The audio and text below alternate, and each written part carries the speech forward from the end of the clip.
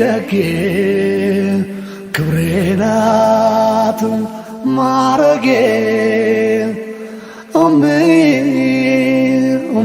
ሽታ አንቺ ያላህ ስጦታ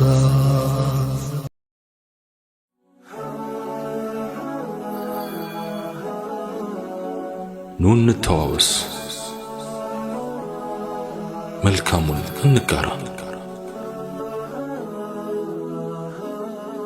ዲናችንን እንወቅ።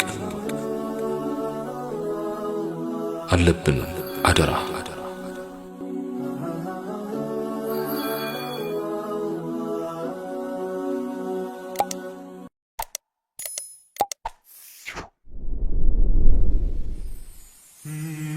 بسم الله.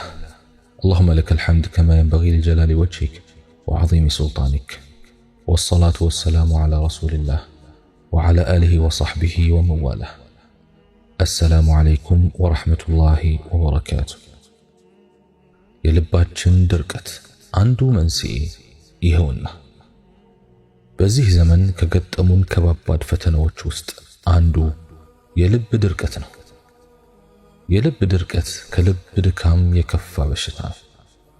በዚህ በሽታ በጽኑ ከመጠቃታችን የተነሳ ዒባዳችን ጣዕም አጥቷል። ሶላታችን ኹሹዕ የሌለው በድን እንቅስቃሴ ሆኗል። ዚክራችን ወዝ የለውም። ሲጀመር ዚክር እናደርጋለን። ልባችን በመድረቁ የተነሳ በወንጀል የማንደነግጥ ደንታቢሶች ሆነናል። ለዚህ ሁኔታችን ብዙ ምክንያቶች አሉት። በማህበራዊ ሚዲያ የምንከታተላቸው ነገሮች ለዚህ የልባችን ጉዳት የራሳቸው ድርሻ አላቸው። ማንነታችንን በመግራት ላይ አስተዋጽኦ ካላቸው ትምህርቶች ይልቅ አስቂ ነገሮች ማሳደድ ላይ ተጠምደናል።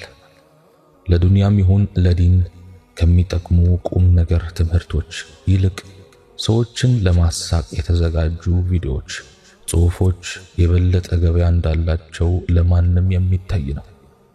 እነዚህን ነገሮች መመልከት ሲበዛ ደግሞ ልባችን እየደነዘዘ ከተቅዋ ያለን ርቀት እየጨመረ ይሄዳል። ይሄ አላህ ሱብሓነሁ ወተዓላ የጠበቀው ሲቀር ሁላችንም የተለከፍንበት በሽታ ነው።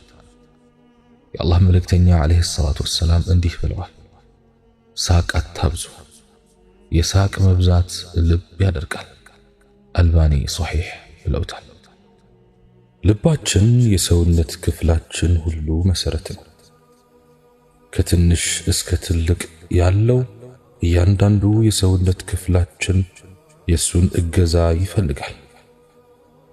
ሌላው ቀርቶ የሰውነት ክፍላችን ዋና ማዘዣ ጣቢያ ነው የሚባለው አንጎላችን እንኳን በልብ አማካይነት የሚደርሰው ደም ከተቋረጠበት በ4 ደቂቃዎች ውስጥ ይሞታል።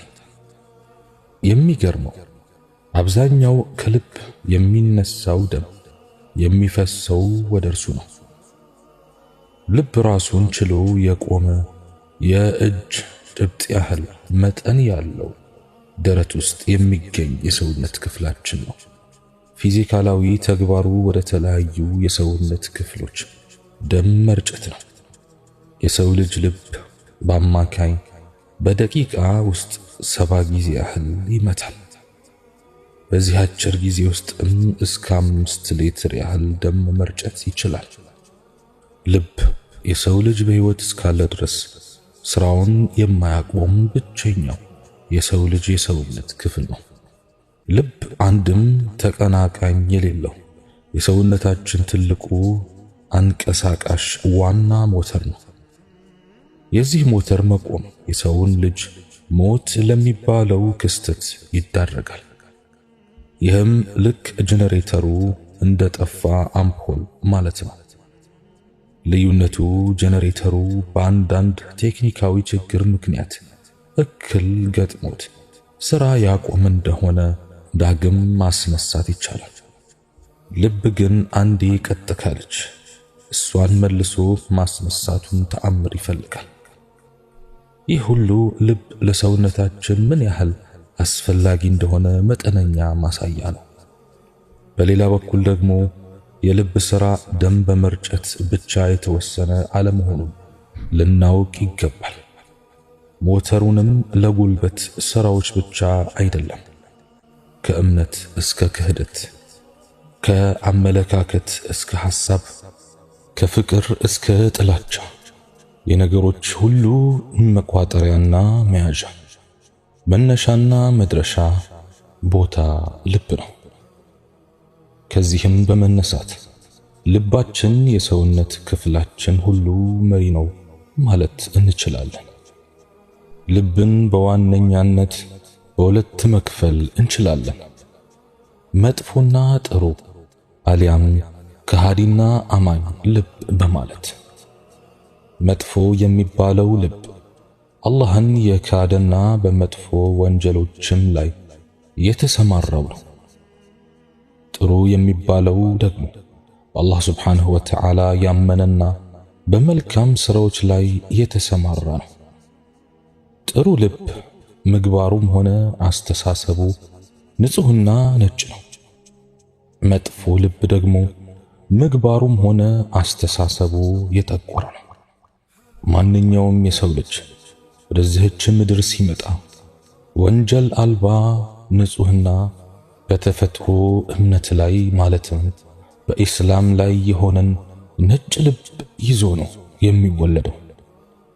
ነገር ግን መጀመሪያ ላይ ወላጆቹ የሌላ እምነት ተከታይ ከሆኑ እምነቱን እንዲለውጥ በማድረግ ልቡን ያበላሹበታል። ኋላ ላይ ደግሞ የሰው ልጅ ራሱ በገዛ እጁ አላህን ሱብሓነሁ ወተዓላ በመካድም ሆነ ሌሎች አላህ ሱብሓነሁ ወተዓላ የከለከላቸውን ወንጀሎች በመዳፈር ልቡን ሊያጠቁር ይችላል። አንድ ሰው ወንጀል ባበዛ ቁጥር የልቡ ጥቁረቱ እየጨመረ ይሄድና እላዩ ላይ በተደፈደፈው የኃጢአት አይነት ቆሻሻ የተነሳ ጥሩና መጥፎ ነገርን ማወቅ እስኪሳነው ድረስ ይደርሳል። የልብ ጥቁረት መበላሸቱን ነው የሚያመለክተው። መበላሸቱ ደግሞ በልብ ላይ ብቻ የተወሰነ ሳይሆን ለሌሎች የሰውነት ክፍሎችም የሚተርፍ ነው። አላህ መልእክተኛ ሰለላሁ ዐለይሂ ወሰለም ስለዚህ ጉዳይ ሲያስጠነቅቁን እንዲህ ብለዋል። አዋጅ! በሰውነት ውስጥ ቁራጭ ሥጋ አለች። በእርግጥ እርሷ ከተስተካከለች ሰውነት ሁሉ ይስተካከላል። በእርግጥ ከተበላሸችም ሰውነት ሁሉ ይበላሻል። እሷም ልብ ናት። ልብ ከዚህም ሌላ የሰው ልጅ በምድራዊ ሕይወቱ ደስተኛ ሆኖ ይኖር ዘንድ የሚጫወተው ሚና ቀላል አይደለም። ይህም የደስታ ሕይወት የሚገኘው ትክክለኛው የአላህን ሱብሓነሁ ወተዓላ ጎዳና በማወቅና በመከተል ነው። አላህ ሱብሓነሁ ወተዓላ ቀልባቸው ይስተካከል ዘንድ በተለያዩ ጊዜያት በርካታ መልእክተኞቹን ወደ ሰው ልጆች ልከዋል። የአላህን መልእክተኛ ዓለይሂ ሰላቱ ወሰላም ጨምሮ ቀደምት ነቢያት ሁሉ የሰውን ልብ መጥፎ ከተባሉ ባህሪያት ሁሉ ለማጽዳት ብዙ ለፍተዋል፣ ደክመዋል። በአላህ ከማጋራት፣ ከጥላቻ፣ ከክህደት፣ ከዘረኝነት፣ ከመሐይምነት፣ ከምቀኝነትና ከሌሎች እኩይ ባህሪያት የጸዳ ጥሩ ማህበረሰብ መገንባት የሚቻለው ንጹህ ልቦናዎች ሲኖሩ ነው። የሚዋደድ፣ የሚፋቀር፣ የሚተሳሰብ፣ የሚተዛዘንና ለአንድነቱ የሚጨነቅ ህዝብ መፍጠር የሚቻለው በአላህ ፍራቻ የታነጸ ንጹህ ልብ ሲኖር ነው። የአላህ ፍራቻ ምንጩ ደግሞ ልብ ነው። የአላህ መልእክተኛ ዓለይሂ ሰላቱ ወሰላም እንዲህ ብለዋል። አትመቅኛኙ፣ አትጨራረቱ፣ አትጠላሉ፣ ጀርባ አትሰጣጡ፣ አንዳችሁ በሌላው ገበያ ላይ አይሽጥ፣ ወንድማማቾች የአላህ ባሮች ሁኑ። ሙስሊም የሙስሊም ወንድም ነው፣ አይበድለውም፣ አያዋርደውም፣ አይንቀውም።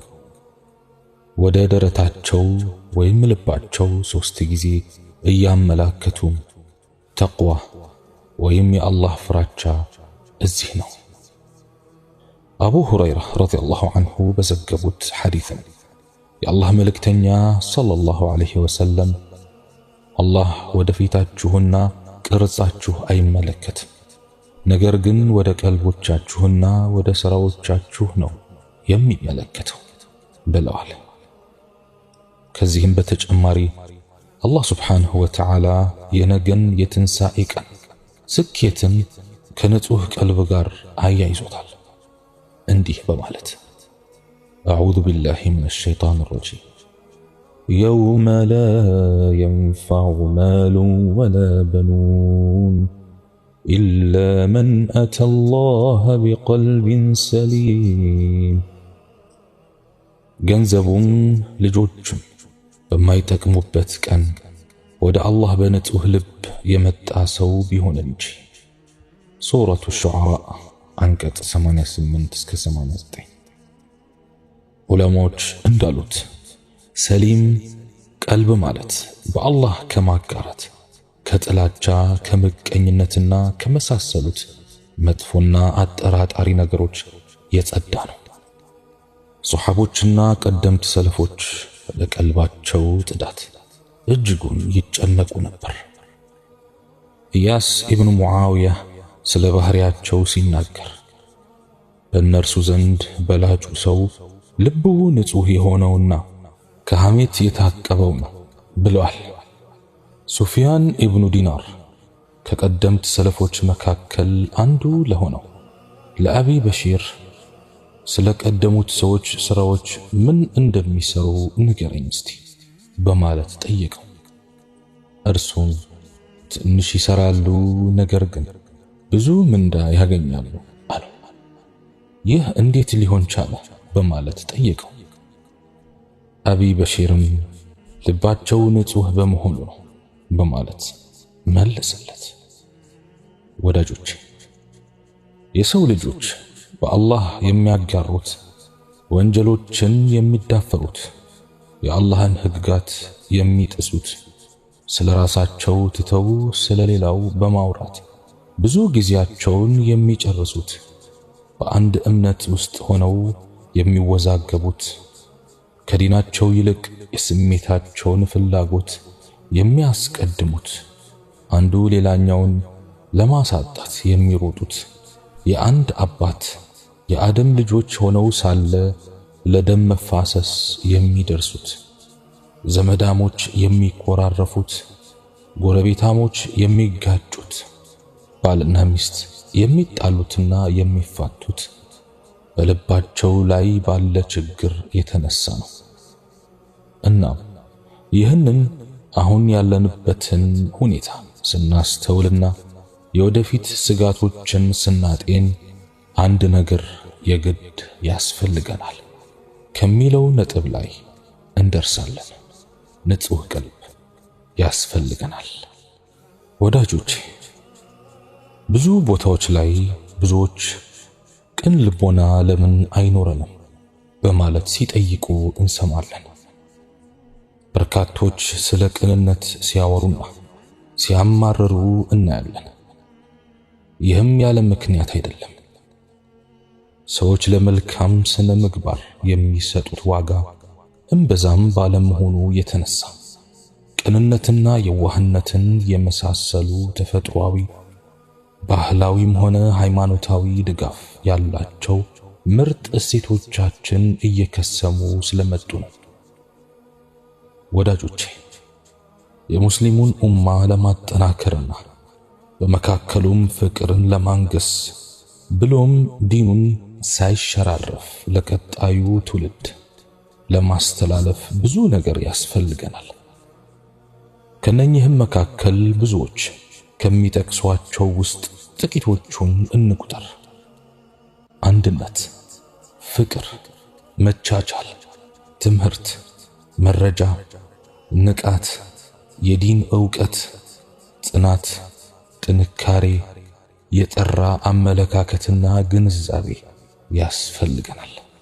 ሌላም በበኩሌ ለዛሬ ከነኚህ ሁሉ በፊት ያስፈልገናል ብዬ ባሰብኩት በአንድ ላይ ለማተኮር ወደድኩ። ንጹህ ቀልብ። አዎ ንጹህ ቀልብ ያስፈልገናል። ወዳጆቼ ነገሮች የሚለኩት በሐሳብ ወይም ንያ ስለመሆኑ ውዱ ነቢያችን ሰለላሁ ዐለይሂ ወሰለም አስተምረውናል። እያንዳንዱ የሰው ልጅም የሚያገኘው አስቦ የተነሳለትን መሆኑንም አብራርተውልናል። ስለሆነም ወደ አንድ ተልእኮ ከመግባታችን በፊት ንያችንን ማሳመርና ውስጣችንን ጽዱ ማድረግ ግድ ይለናል። አጀማመሩን ያላሳመረ አጨራረሱም ጥሩ አይሆንምና። ለዚህም ነው መንደርደሩን ያላሳመረ አውሮፕላን ሲከሰከስ አነሳሱን ያበላሸ አትሌት ከውድድሩ ውጭ ሲደረግ የምንመለከተው። የሰው ልጅ ጥረትም እንደዚሁ ነው። በልቡ ቋጥሮ የተነሳለት ነገር ፍሬው ነው። ወዳጆቼ ተያይዞ ለመጓዝ ከሙስሊሙም ሆነ ሙስሊም ካልሆነው ማህበረሰብ ጋር ተግባብቶ ለመኖርና ወደፊት ለመራመድ ብሎም በዚህ ዓለምም ሆነ በመጪው ዓለም ስኬትን ለመጎናጸፍ ከሁሉም በላይ ንጹህ ልብ ያስፈልገናል። አላህ ስብሓንሁ ወተዓላ እኔ በተናገርኩት እናንተም በሰማችሁት የምንጠቀም ያድርገን።